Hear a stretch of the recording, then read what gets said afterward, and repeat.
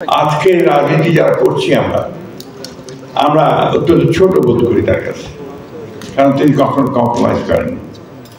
আর যারা নতুন প্রজন্মের, তারা বদরুদ্দীন আহমদ সাহেবের কাছ থেকে কতটুকু নিতে পারছে বা পেরেছে সেটা আমার ঠিক জানা নেই। একটা কথা এখানে খুব জোরে সরে এসছে বদরুদ্দীন আহমদ সাহেবের কথাগুলো থেকেই, সংগঠন সংগঠন সংগঠন।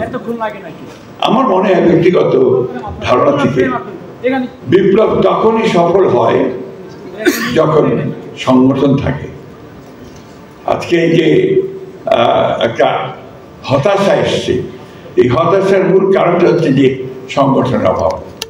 করতে চান, সমাজ বদলাতে চান, যারা সাধারণ মানুষের অবস্থার পরিবর্তন করতে চান, তাদেরকে অবশ্যই সেই সংগঠনকে শক্তিশালী করতে হবে, আরো মজবুত করতে হবে এবং একেবারে বদরুদ্দীন আহমদ সাহেবের ভাষায় মানুষের কাছে চলে যেতে হবে, তাহলে সেটা সম্ভব হবে। আমাকে আমন্ত্রণ জানান, আমি আবার আপনাকে ধন্যবাদ জানাচ্ছি, আপনাদেরকে সবকে শুভেচ্ছা।